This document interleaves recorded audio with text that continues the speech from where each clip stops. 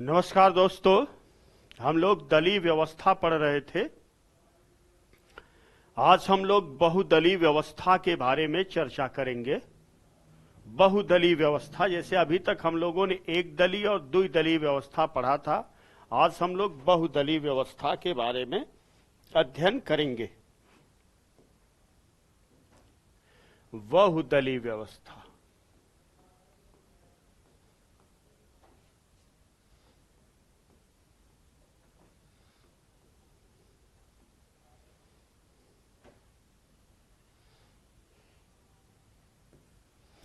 इसकी हम लोग चर्चा करते हैं, बहुदलीय व्यवस्था की। तो बहुदलीय व्यवस्था का मतलब होता है जिन देशों में दो या दो से अधिक दल हों, या जहां पर दो या दो से अधिक पार्टी हो, वहां पर बहुदलीय व्यवस्था आपको दिखाई देगी। तो यहां पर आप देखेंगे कि ऐसे देश जहां पर दो या दो से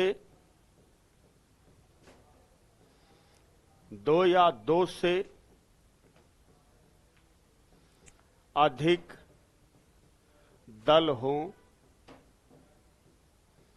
वहां पर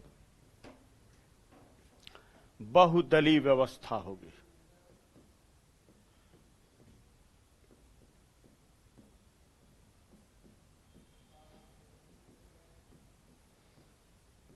बहुदलीय व्यवस्था होगी, ये चीजें आपने देखा।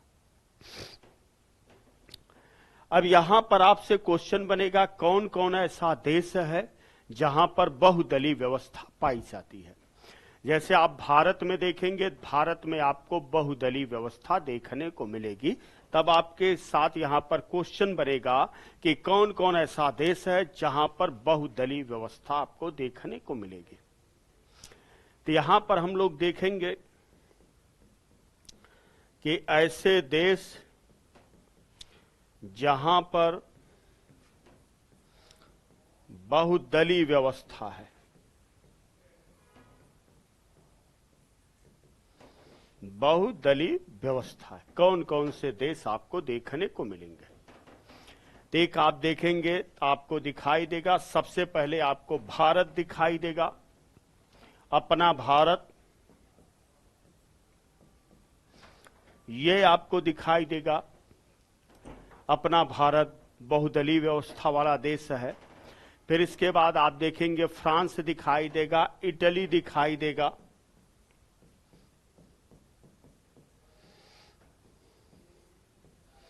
फिर इसके बाद आप देखेंगे आपको इटली दिखाई देगा, फिर जर्मनी और स्विट्जरलैंड दिखाई देगा,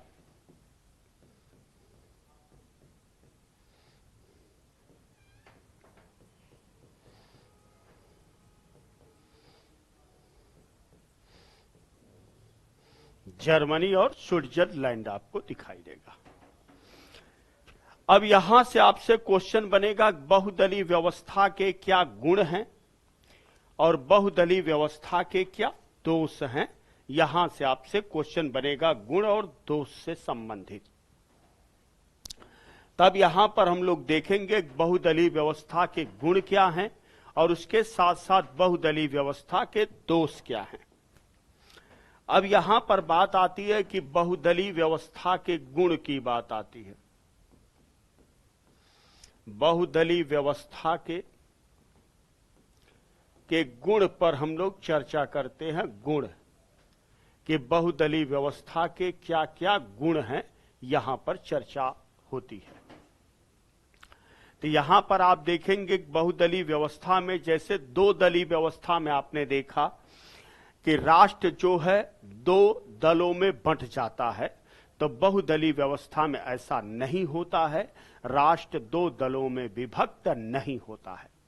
दूसरा आप देखेंगे कि मतदाताओं को चयन का विकल्प मिल जाता है। कई चीजें आपको यहां पर, कई पार्टियां रहती हैं, चयन का विकल्प भी मतदाता को आपको मिल जाएगा। तो यहां पर आप देखेंगे तो सबसे पहला गुण दिखाई देगा कि राष्ट्र दो परस्पर विरोधी गुटों में नहीं बंटता है। राष्ट्र दो परस्पर विरोधी गुटों में नहीं बंटता है। दो गुटों में नहीं बंटता है। यह पहला आपको गुण दिखाई देगा।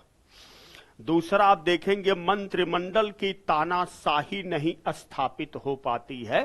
तो यहां पर दूसरा आप देखेंगे, दूसरा गुण आपको दिखाई देगा कि मंत्रिमंडल की तानाशाही, मंत्रिमंडल की तानाशाही नहीं स्थापित हो पाती है।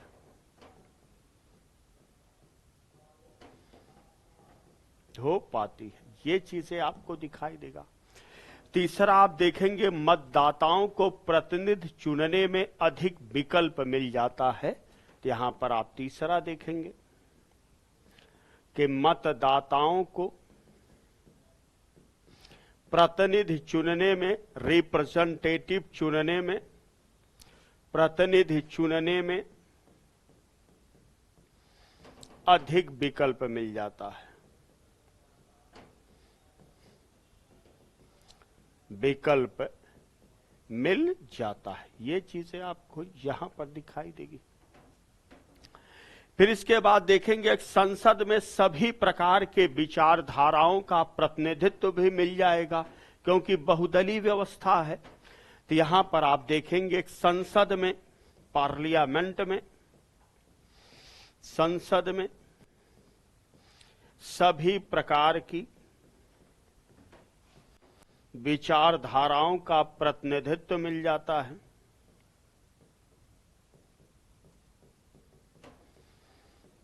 धाराओं का प्रतिनिधित्व मिल जाता है, यहां पर आपको दिखाई देगा।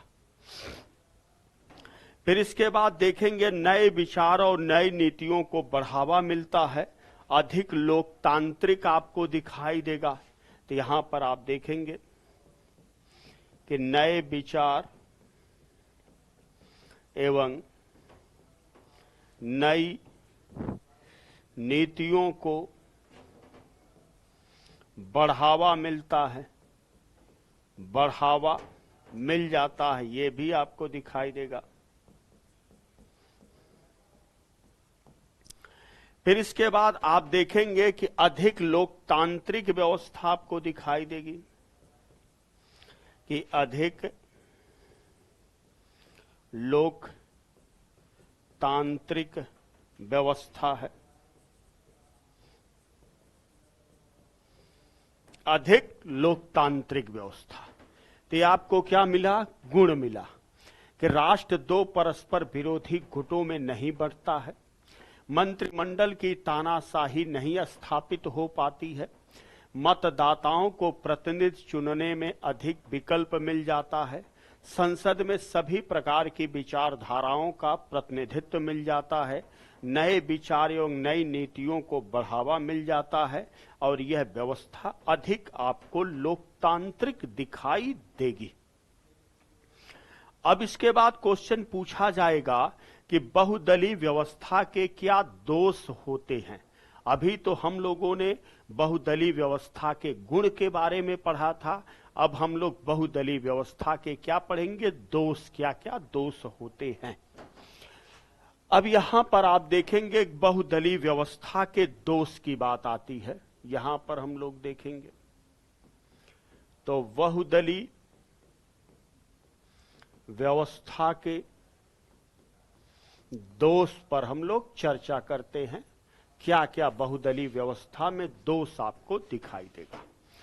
तो बहुदलीय व्यवस्था में आप देखेंगे कि जो सरकार का निर्माण होता है वह विशेष करके मिली जुली सरकार बनती है।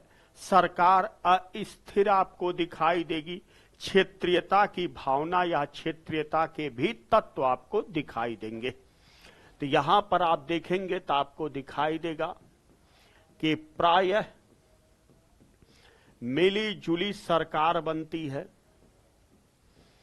प्रायः मिली जुली सरकार बनती है। ये चीजें आपको देखने को मिलेगा, मिली जुली सरकार बनती है।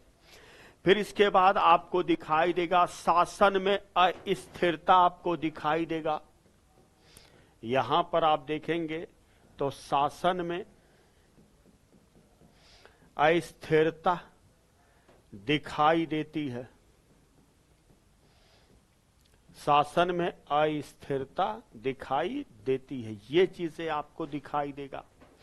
फिर इसके साथ साथ जो दीर्घकालीन योजनाओं का निर्माण संभव नहीं हो पाता है, तो यहां पर तीसरा दोष आप देखेंगे कि दीर्घकालीन योजनाओं का निर्माण संभव नहीं हो पाता है, दीर्घकालिक योजनाएं नहीं चल पाती हैं। फिर इसके बाद आप देखेंगे प्रधानमंत्री की स्थिति भी आपको कमजोर दिखाई देगी, दल बदल आपको दिखाई देगा। यहां पर आप देखेंगे प्रधानमंत्री की स्थिति आप देखेंगे तो प्रधानमंत्री की स्थिति कमजोर आपको मिलेगी, कमजोर आपको दिखाई देगी।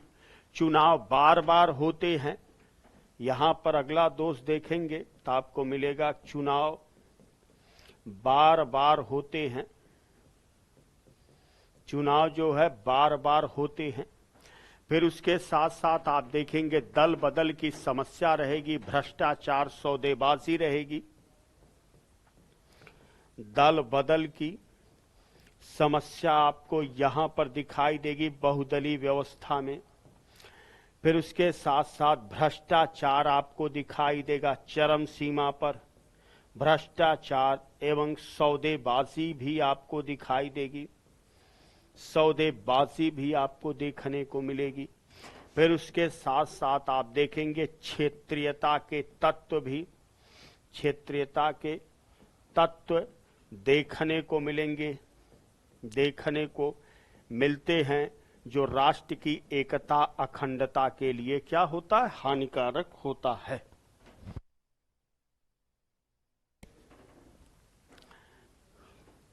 तो ये आपको क्या दिखाई देगा, दोष दिखाई देगा, बहुदलीय व्यवस्था के दोष। तो यहां पर हम लोग देखेंगे बहुदलीय व्यवस्था के क्या दोष हैं। प्रायः मिली जुली सरकार बनती है, शासन में अस्थिरता आपको दिखाई देती है, दीर्घकालिक योजनाओं का निर्माण संभव नहीं हो पाता है, ये चीजें आपको देखने के। प्रधानमंत्री की स्थितियां कमजोर होती हैं, चुनाव बार बार होते हैं, दल बदल की समस्या रहती है, भ्रष्टाचार एवं सौदेबाजी रहती है, क्षेत्रीयता के तत्व देखने को आपको यहां पर नजर आएंगे। अब यहां पर एक क्वेश्चन आता है कि राजनीतिक दलों पर मॉरिस डूजर्स का विचार। तो मॉरिस डूजर्स आप देखेंगे फ्रांसीसी राजनीतिक वैज्ञानिक मॉरिस डूजर्स ने दलों का वर्गीकरण जो है यूरोपीय दल प्रणाली के अध्ययन के आधार पर किया है। अब यहां पर हम लोग देखते हैं राजनीतिक दलों पर मॉरिस डूजर्स का वर्गीकरण, यहां पर बात आती है। यहां पर हम लोग देखेंगे कि राजनीतिक दलों पर जो है, राजनीतिक दलों पर मॉरिस डूजर्स का वर्गीकरण, क्लासिफिकेशन, ये भी आपके एग्जाम में पूछा जाता है। यहां पर हम लोग देखेंगे कि इसका क्लासिफिकेशन क्या है, इसका वर्गीकरण क्या है। अब यहां पर चर्चा हम लोग करेंगे। अब यहां पर आप देखेंगे फ्रांसीसी राजनीति वैज्ञानिक है मॉरिस डूजर्स ने दलों का वर्गीकरण यूरोपीय दलीय प्रणाली के आधार पर किया है। तो सबसे पहले आप देखेंगे तो आपको मिलेगा फ्रांसीसी राजनैतिक वैज्ञानिक आपको दिखाई देगा, राजनीतिक वैज्ञानिक आपको यहां पर आप देखेंगे एक मोरिस डूजर्स क्या है, एक फ्रांसीसी राजनीतिक वैज्ञानिक हैं और यह राजनीतिक दलों का जो वर्गीकरण करते हैं यह यूरोपीय दलीय प्रणाली के आधार पर किया है। तो यहां पर आप देखेंगे कि राजनीतिक दलों का जो है, राजनीतिक दलों का वर्गीकरण जो है, राजनीतिक दलों का वर्गीकरण यूरोपीय दलीय प्रणाली के आधार पर किया है। यूरोपीय दलीय प्रणाली के आधार पर आपको दिखाई देगा, के आधार पर यह वर्गीकरण करते हैं। मोरिस डूजर्स की पुस्तक आती है पॉलिटिकल पार्टीज है। पॉलिटिकल पार्टीज में राजनीतिक दलों के 4 आधारभूत तत्व की बात उन्होंने कहा है। अब यहां पर आप देखेंगे मोरिस डूजर्स की पुस्तक पूछी जाती है, तो यहां पर आप देखेंगे एक मोरिस जो है डूजर की पुस्तक पूछी जाती है कि पुस्तक का नाम क्या है, तो पुस्तक का नाम आप देखेंगे पॉलिटिकल पार्टी आपको दिखाई देगी। पॉलिटिकल पार्टीज आपको यहां पर आपको पुस्तक दिखाई देगी। अब इस पुस्तक में राजनीतिक दलों के 4 आधारभूत तत्वों की क्या की है, पहचान की है। अब आप देखेंगे राजनीतिक दलों के 4 आधारभूत तत्व, राजनीतिक दलों के 4 आधारभूत तत्व यहां पर आपसे पूछा जाएगा कि राजनीतिक दलों के जो है 4 आधारभूत तत्व कौन कौन से हैं मोरिस डूजर्स के वर्गीकरण। यहां पर आपको ध्यान देना होगा कि यह किसका वर्गीकरण है, यह वर्गीकरण किसका आपको दिखाई देगा, मोरिस जो है डूजर्स का आपको दिखाई देगा, डूजर का वर्गीकरण। इस आधार पर 4 आधारभूत तत्व आपको देखने को मिलेगा। जैसे आप पढ़ते होंगे एक काकस आप पढ़ते होंगे, एक ब्रांच आप पढ़ते होंगे, एक आप सेल पढ़ते होंगे, फिर उसके साथ साथ एक मिलिशिया या सेना पढ़ते होंगे। तो यहां पर जो है नाम आपको ध्यान देना है। तो आप देखेंगे पहला यहां पर तत्व आपको कौन दिखाई देगा, काकस दिखाई देगा और इसी को चौगुट भी कहा जाता है, काकस को चौगुट। तो कई कई जगह आप देखेंगे चौगुट भी लिखा रहता है, काकस या चौगुट। तो चाहे काकस हो चाहे चौगुट हो, दोनों यहां पर सही हो जाएगा। फिर इसके बाद दूसरा देखेंगे, दूसरा आपको ब्रांच दिखाई देगा, ब्रांच या इसी को बोला जाता है शाखा भी, ब्रांच या शाखा। तीसरा आप देखेंगे सेल या प्रकोष्ठ दिखाई देगा, तीसरा आप देखेंगे तो आपको सेल दिखाई देगा, या यहां पर आप देखेंगे तो आपको प्रकोष्ठ आपको दिखाई देगा। चौथा आप देखेंगे तो आपको मिलिशिया दिखाई देगा या सेना दिखाई देगा। तो यहां पर आप देखेंगे तो आपको मिलिशिया दिखाई देगा, या आप यहां पर देखेंगे तो आपको सेना दिखाई देगा, मिलिशिया या सेना। तो यहां पर आपको विशेष रूप से ध्यान देना है कि राजनीतिक दलों पर मोरिस डूजर्स का जो वर्गीकरण है, ये 4 आधारभूत तत्व पूछे जाते हैं जो आपके एग्जाम के लिए क्या होते हैं, इंपॉर्टेंट होते हैं। मोरिस डूजर्स से क्या है, फ्रांसीसी राजनीतिक वैज्ञानिक हैं। राजनीतिक दलों का वर्गीकरण यूरोपीय दलीय प्रणाली के आधार पर किया है। मोरिस डूजर्स की पुस्तक का नाम है पॉलिटिकल पार्टीज है। राजनीतिक दलों के 4 आधारभूत तत्व बताए हैं, काकस या चौगुट है, ब्रांच या शाखा है, सेल या प्रकोष्ठ है, मिलिशिया या सेना आपको देखने को मिलेगा। अब इसके साथ साथ हम लोग आगे चलते हैं। अब इसके बाद अन्य तथ्यों को हम लोग देखते हैं, अन्य क्या क्या आपको दिखाई देगा।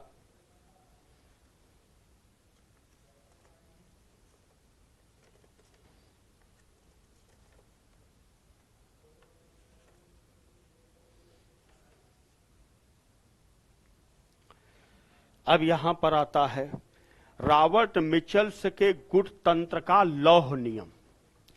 अब यहां पर बात आती है कि रॉबर्ट मिचल्स के गुट तंत्र का लौह नियम की चर्चा आती है। अब यहां पर हम लोग देखेंगे रॉबर्ट मिचल का गुट तंत्र का लौह नियम।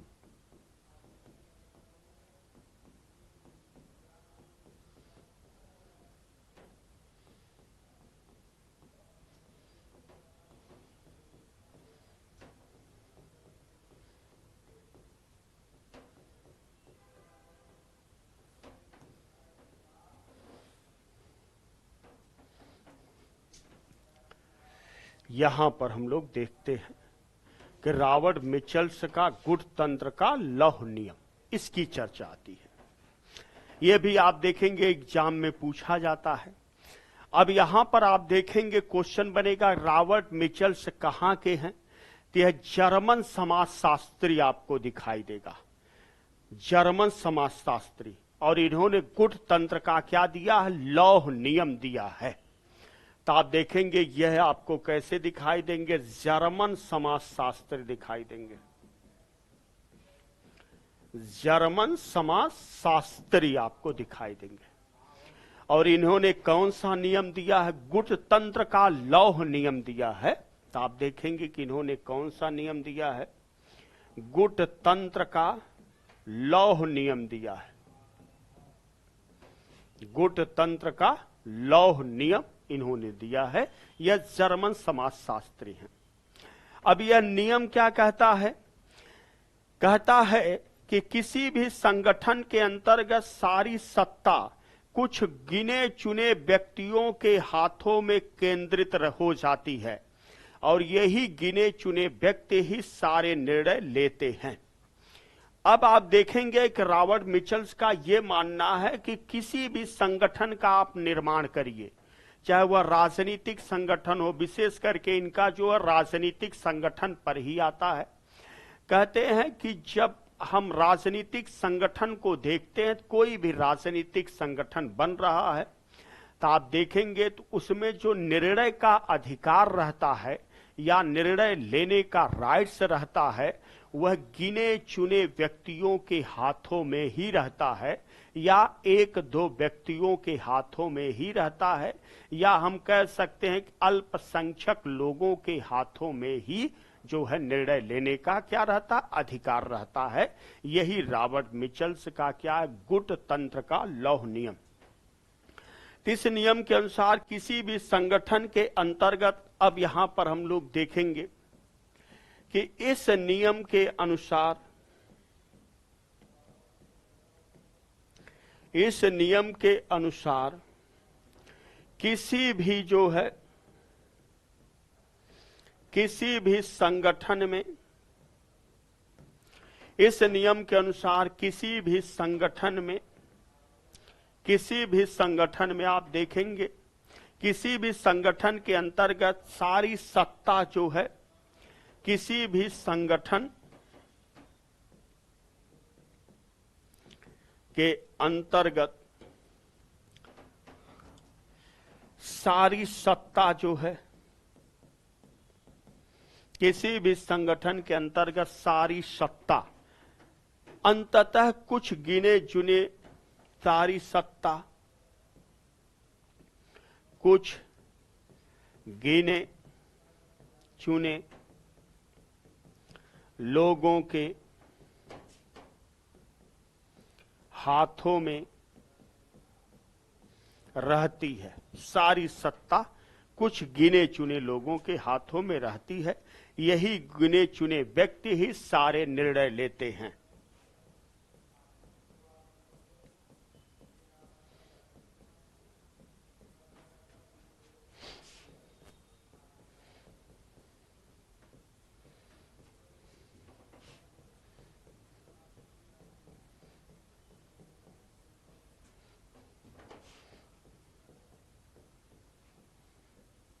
यही गुने चुने व्यक्ति ही सारे निर्णय आपको लेते हैं।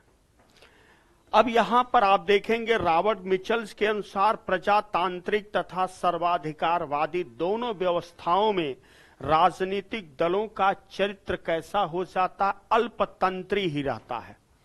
अब यहां पर रॉबर्ट मिचल्स कह रहे हैं, चाहे यह प्रजातांत्रिक व्यवस्था हो, चाहे वह सर्वाधिकारीवादी व्यवस्था हो, वहां पर आप देखेंगे उसका चरित्र क्या होगा, अल्पतंत्री ही होगा।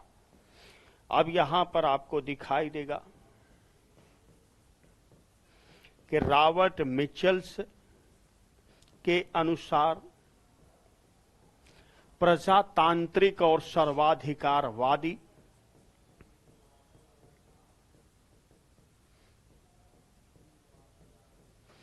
प्रजातांत्रिक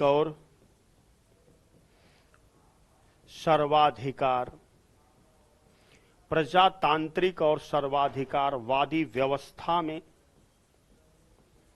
तांत्रिक और सर्वाधिकारवादी व्यवस्था में राजनीतिक दलों का चरित्र कैसा होगा।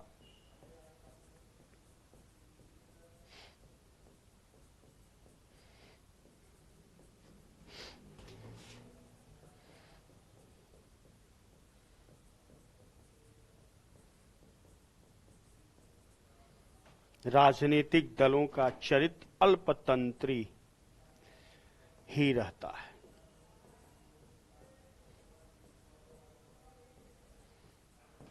राजनीतिक दलों का चरित्र कैसा दिखाई देगा, अल्पतंत्री आपको दिखाई देगा। अब इसके साथ साथ आप देखेंगे एक चीज और आपको देखने को मिलेगा, पोलित ब्यूरो पूछा जाता है कि पोलित ब्यूरो क्या है। एग्जाम में आप देखेंगे कई बार आप जब क्वेश्चन हल करते हैं तो आता है पोलित ब्यूरो, साम्यवादियों का बौद्धिक संगठन माना जाता है, निर्णय लेने की इकाई मानी जाती है पोलित ब्यूरो। अब यहां पर आप देखेंगे, तब हम लोग चर्चा करते हैं, पोलित ब्यूरो पर आ जाते हैं, ये क्या होता है।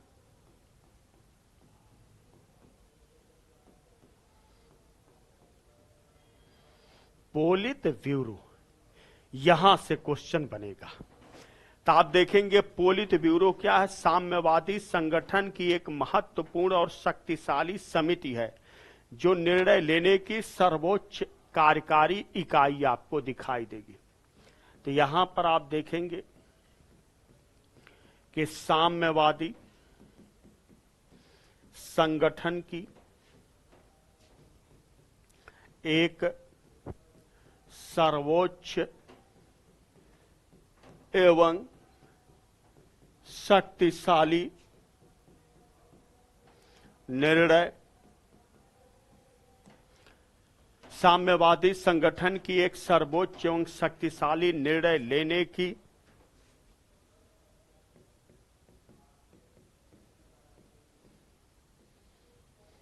इकाई है, यूनिट है, इकाई, पोलित ब्यूरो।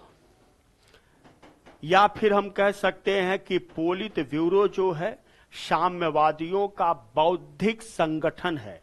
तो कभी कभी क्वेश्चन ऐसे भी आता है कि साम्यवादियों का बौद्धिक संगठन क्या है, या किसको जो है साम्यवादियों का बौद्धिक संगठन कहा जाता है। तो यहां पर आप देख सकते हैं कि पोलित ब्यूरो को साम्यवादियों का जो है, पोलित ब्यूरो को साम्यवादियों का बौद्धिक संगठन कहा जाता है, साम्यवादियों का बौद्धिक संगठन।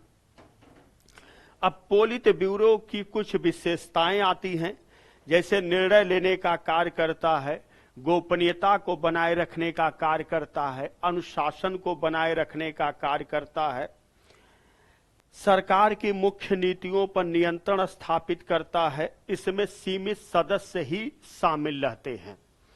अब यहां पर आप देखेंगे पोलित ब्यूरो की विशेषता क्या आपको दिखाई देगी। पोलित ब्यूरो की विशेषता की हम बात करेंगे तो क्या क्या आपको देखने को मिलेगी पोलित ब्यूरो की विशेषता, यहां पर चलेंगे। तो सबसे पहले आपको दिखाई देगा निर्णय लेने की इकाई आपको दिखाई देगी, गोपनीयता बनाए रखने की इकाई दिखाई देगी, अनुशासन बनाए रखने की क्या है इकाई दिखाई देगी। तो यहां पर आपको मिलेगा निर्णय लेने की इकाई, निर्णय लेने की इकाई आपको यहां पर देखने को मिलेगी।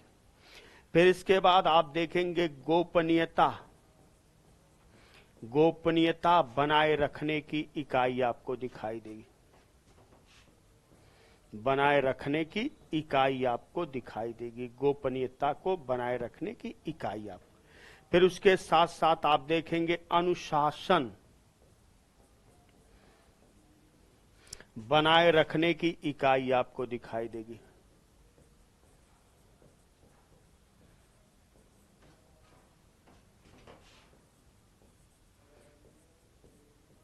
अनुशासन। फिर इसके बाद आप देखेंगे कि इसमें सीमित सदस्य शामिल होते हैं, सरकार की मुख्य नीतियों पर यह नियंत्रण रखता है। फिर इसके बाद देखेंगे पोलित ब्यूरो में सीमित सदस्य शामिल रहते हैं,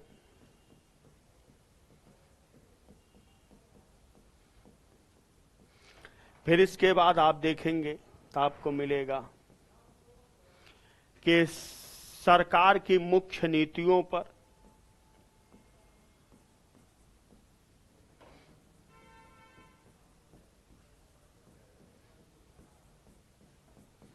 नियंत्रण भी आपको दिखाई देगा, नियंत्रण भी आपको दिखाई देगा। तो ये चीजें आपसे के एग्जाम में क्या है आती है, पोलित ब्यूरो क्या है।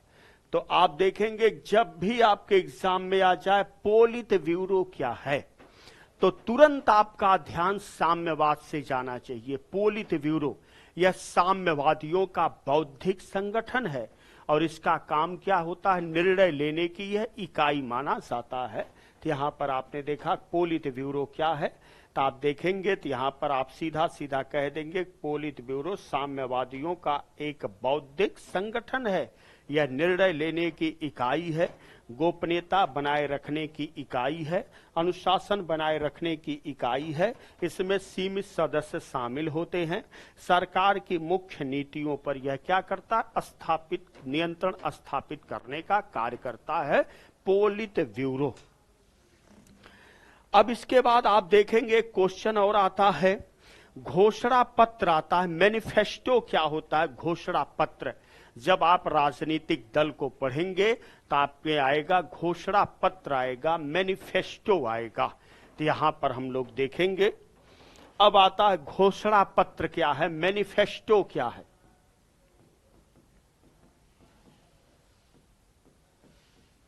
घोषणा पत्र इसी को आप क्या बोलते हैं, मैनिफेस्टो बोलते हैं, मैनिफेस्टो।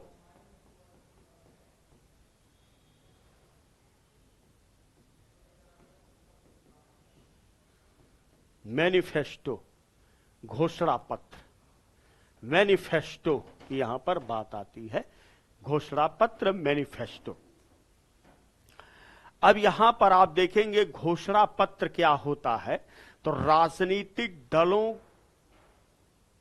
की प्रतिबद्धता, तो हम इसको शुद्ध बोलेंगे एक शब्दों में यहां पर, तो हम बोलेंगे राजनीतिक दलों की प्रतिबद्धता। तो यहां पर आप देखेंगे घोषणा पत्र को क्या हम बोलेंगे, राजनीतिक दलों की प्रतिबद्धता, दलों की प्रतिबद्धता,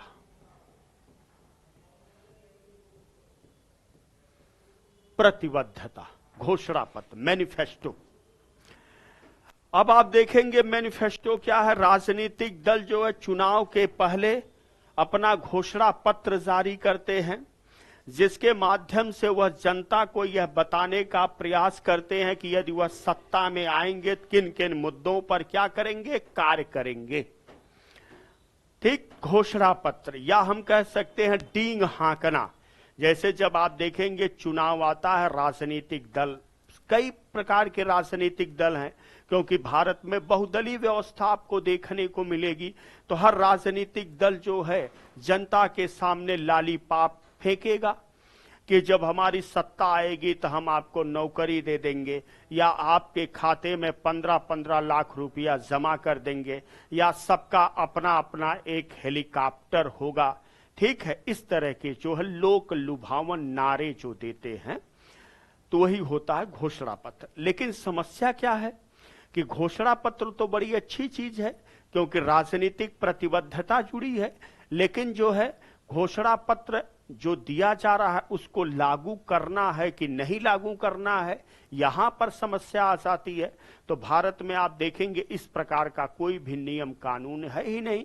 हर दल जो है लोक लुभावन नारे देता है, लेकिन सत्ता में आने के बाद जो है वह भूल जाता है कि हमने अपने घोषणा पत्र में क्या क्या लिखा था, क्योंकि वहां पर प्रतिबद्धता जैसी चीजें आपको नहीं देखने को मिलेंगी। अब यहां पर हम लोग देखेंगे कि राजनीतिक दल चुनावों के पहले अपना घोषणा पत्र जारी करते हैं। तो आपको यहां पर दिखाई देगा कि राजनीतिक दल चुनावों के पहले अपना घोषणा पत्र जारी करते हैं। चुनाव के पहले अपना घोषणा पत्र जारी करते हैं, जिसके माध्यम से जनता को यह बताने का प्रयास करते हैं जिसके माध्यम से जनता को यह बताने का प्रयास करते हैं, जनता को यह बताने का प्रयास करते हैं कि यदि वह सत्ता में आएंगे तो किन किन मुद्दों पर कार्य करेंगे।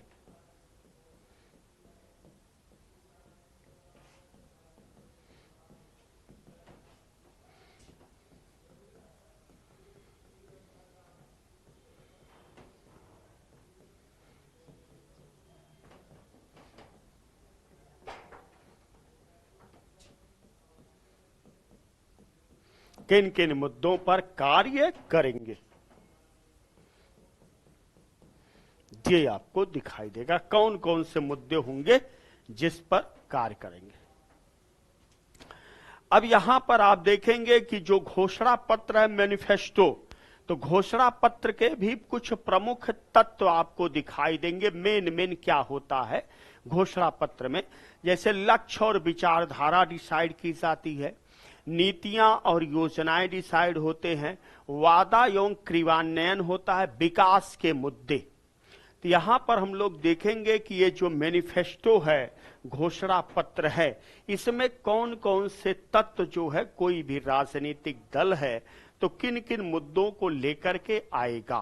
तो इसमें विकास के मुद्दे को लेकर आएगा, उसका क्या टारगेट है, लक्ष्य को लेकर आएगा, उसकी क्या विचारधारा है और उसकी क्या नीतियां हैं, इसी को बताने का क्या किया जाता है, प्रयास किया जाता है। अब यहां पर हम लोग देखेंगे कि घोषणा पत्र के प्रमुख तत्व हैं। अब यहां पर आपको दिखाई देगा कि घोषणा पत्र के प्रमुख तत्व हैं।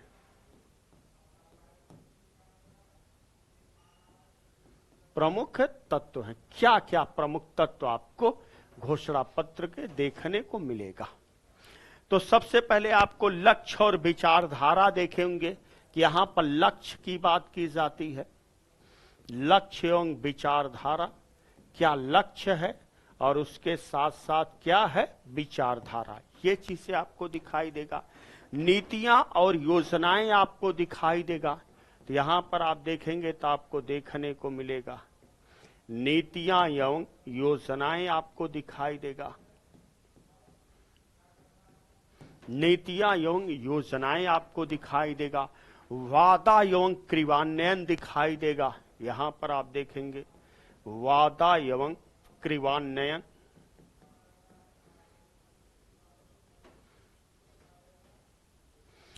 वादा एवं क्रियान्वयन। ये चीजें आपको दिखाई देंगी। फिर इसके बाद विकास के मुद्दे दिखाई देंगे।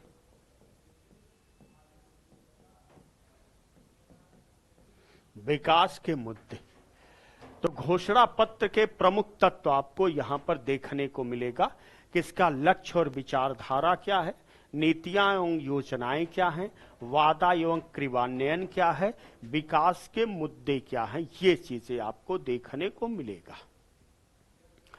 अब इसके बाद बात आती है दल विहीन लोकतंत्र, पार्टी लेस डेमोक्रेसी या दल विहीन लोकतंत्र की अब हम लोग चर्चा करते हैं। दल विहीन लोकतंत्र या पार्टी लेस डेमोक्रेसी। अब यहां पर देखेंगे कि दल विहीन लोकतंत्र या आप बोल सकते हैं party less democracy. Democracy, party less, दल विहीन लोकतंत्र। तो यह एक ऐसी लोकतांत्रिक व्यवस्था है जहां राजनीतिक दलों की कोई भूमिका नहीं होती है। तो यहां पर आप देखेंगे कि यह एक ऐसी लोकतांत्रिक व्यवस्था आपको दिखाई देगी व्यवस्था है जहां पर राजनीतिक दलों की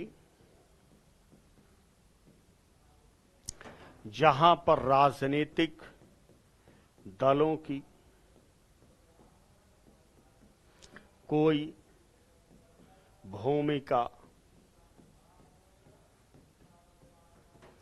नहीं होती है।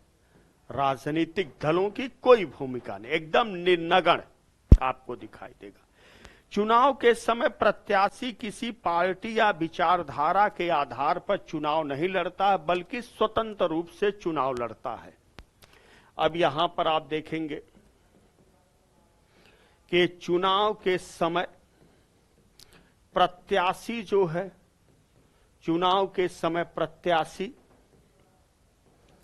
किसी पार्टी के चुनाव चिन्ह या सिंबल, किसी पार्टी के चुनाव चिन्ह या विचारधारा के आधार पर चुनाव नहीं लड़ता है, बल्कि किंतु परंतु लेकिन बल्कि स्वतंत्र रूप से चुनाव लड़ता है।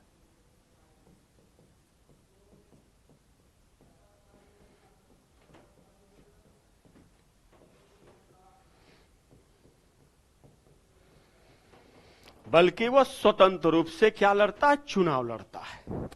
अब इसके बाद क्वेश्चन ये बनता है दल विहीन लोकतंत्र की क्या विशेषता है और दल विहीन लोकतंत्र के समर्थक कौन कौन से हैं, ये चीजें। तो यहां पर हम लोग देख लेते हैं कि दल विहीन लोकतंत्र की क्या विशेषताएं हैं और दल विहीन लोकतंत्र के कौन कौन समर्थक है। तो यहां पर हम लोग देखते हैं दल विहीन लोकतंत्र के समर्थक। यहां पर बात आती है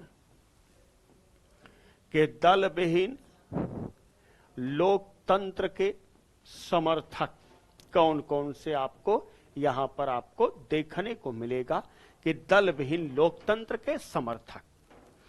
तो जब आप दल विहीन लोकतंत्र के समर्थक को देखेंगे, जैसे आपने जयप्रकाश नारायण का नाम सुना है, मानवेंद्र नाथ राय का नाम सुना है, एम.एन. राय का नाम सुना है, गांधी जी की सर्वोदय विचारधारा आपको दिखाई देगी, विनोबा भावे दिखाई देंगे। अब यहां पर आप देखेंगे तो सबसे पहले आपको यहां पर कौन कौन से दिखाई देंगे, जयप्रकाश नारायण, बिहार के नारायण, ये समर्थक में दिखाई देंगे। फिर उसके साथ साथ आप देखेंगे एम.एन. राय आपको दिखाई देंगे। फिर इसके साथ साथ आप देखेंगे विनोबा भावे, इसके समर्थक आपको दिखाई देंगे। फिर इसके बाद अगर हम देखेंगे तो महात्मा गांधी की सर्वोच्च विचारधारा, महात्मा गांधी की सर्वोदय विचारधारा आपको मिलेगी। सर्वोदय विचारधारा ये भी आप देखेंगे, दल विहीन लोकतंत्र से संबंधित आपको यहां पर दिखाई देगा। फिर इसके बाद देखेंगे जूलियस न्येरे तंजानिया के राष्ट्रपति हैं। एक नाम और भी आप देखेंगे दल विहीन, आप देखेंगे तो आपको मिलेगा जूलियस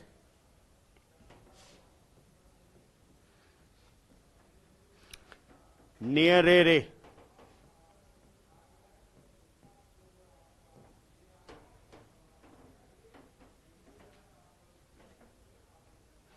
नेरेरे ये तंजानिया के राष्ट्रपति हैं।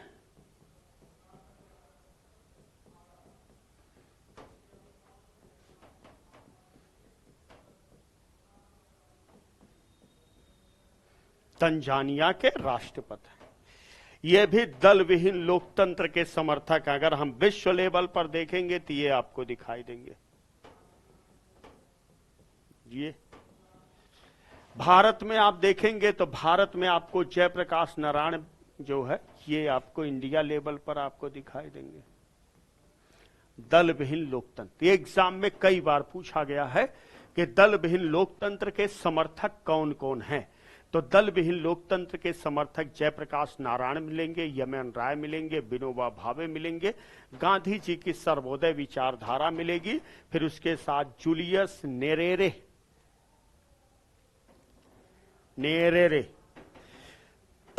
अब इसके बाद हम लोग देखते हैं दल विहीन लोकतंत्र की विशेषता क्या है। राजनीतिक दलों का अभाव होगा, व्यक्तिगत योग्यता पर जोर होगा, निर्णय लेने की स्वतंत्रता। तो यहां पर आप देखेंगे दल विहीन लोकतंत्र की विशेषता क्या क्या मिलेगी।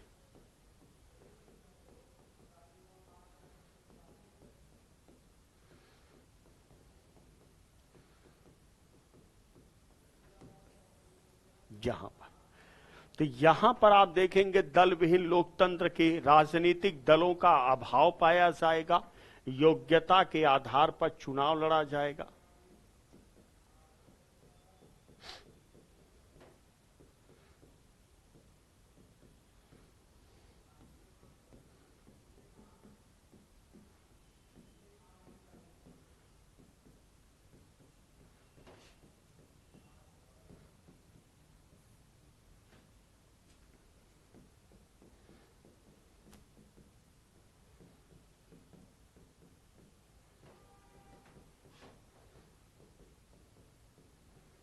ये चीज दल विहीन लोकतंत्र की ये विशेषता आपको दिखाई दे।